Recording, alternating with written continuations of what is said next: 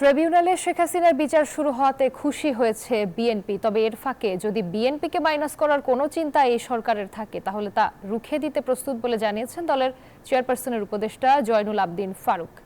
সকালে জাতীয় প্রেস ক্লাবে শহীদ রাষ্ট্রপতি জিয়াউর রহমানের ৪৪তম শাহাদাত বার্ষিকী ও বাংলাদেশের গণতন্ত্র শীর্ষক আলোচনা সভা ও দোয়া অনুষ্ঠানে কথা বলেন তিনি। কাজ করার জন্য আমরা ক্ষমতায় বসিয়েছি সকলে মিলে, আমরা না। আপনার কাছে তো অনেক আশা, সে আশা চূর্ণ বিচ্ছিন্ন করে দিচ্ছে কারা, তাদেরকে খুঁজে বের করতে হবে। তাই বিএনপি বলে এখনো যারা সরকারে বসে আরেকটি রাজনৈতিক দলকে সহায়তা করে তাদেরকে উপদেষ্টা পরিষদ থেকে পদত্যাগ করতে হবে।